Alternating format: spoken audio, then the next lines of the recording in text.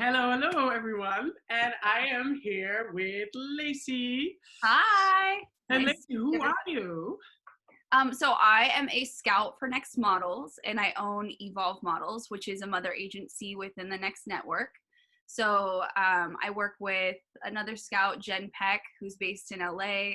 We scout the country, we scout the world, really. And we really kind of guide and nurture the models within Next. So all of the models we work with are placed with Next in at least one market. For somebody who wants to start, do they actually need a portfolio? And if you are an aspiring, or if you're already signed or you're in development, what's needed in a portfolio? Oh, that's a great question.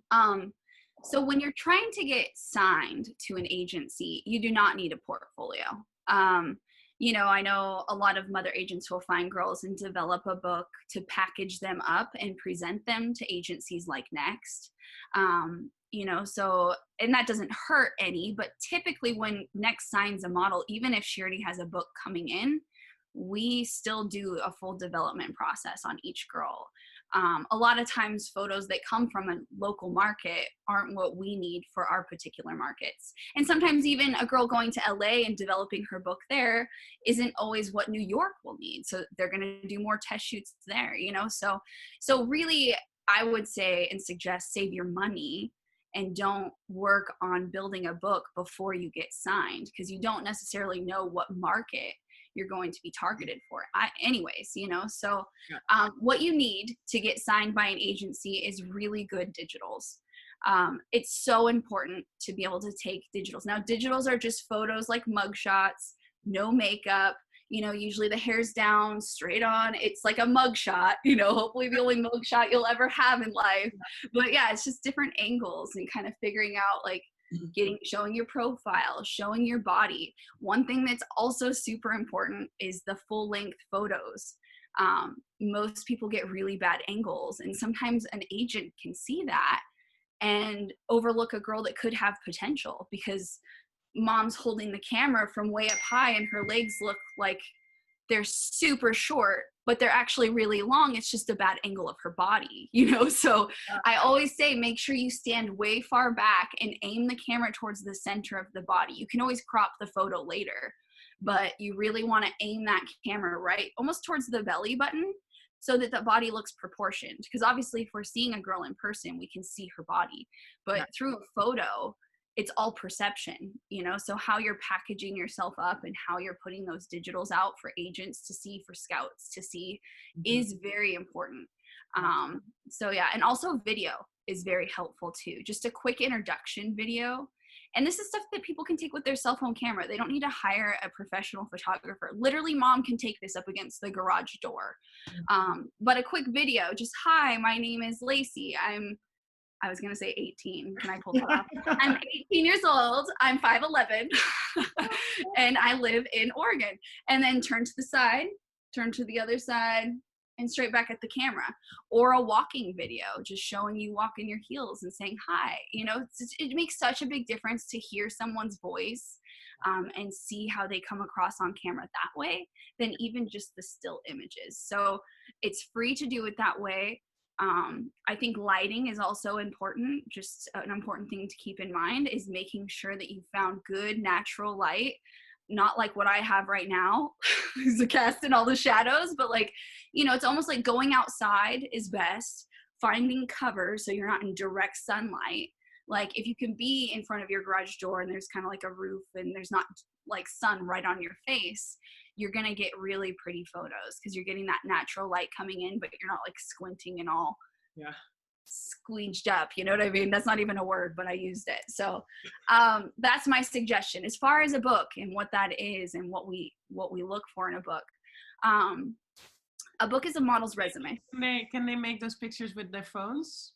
Absolutely. Those pictures can be taken with a phone. They don't have to be professional.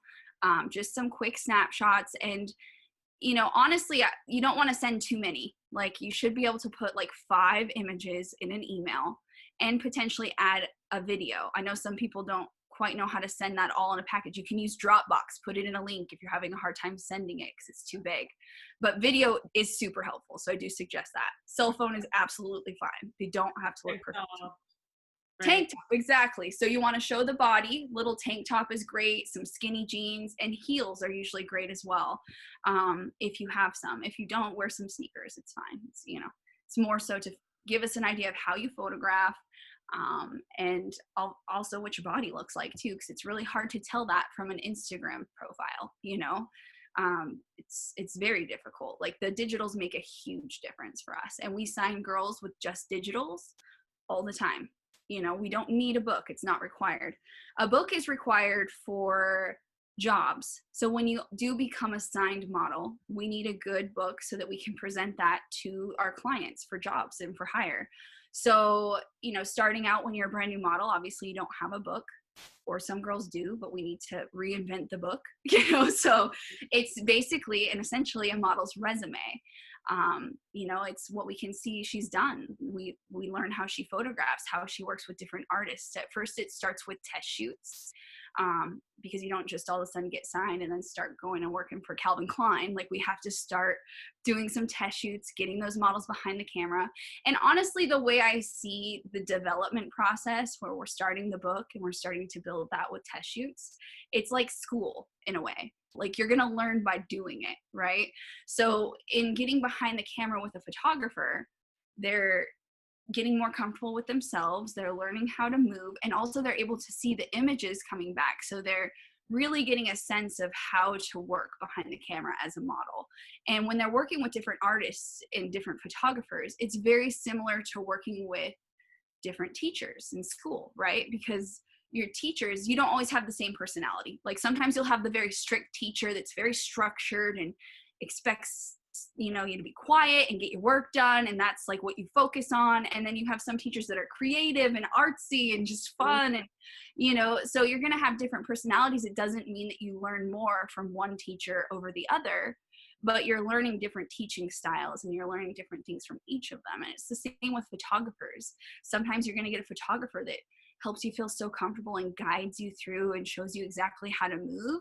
And then there's going to be other photographers that just kind of expect you to start doing that yourself. And when you're a brand new model, that can be slightly intimidating, but also part of a learning process, you know? So we have no control over what exact experience the model is going to have with these photographers and these test shoots. But I mean, obviously we only work with photographers we know and we trust and we have met.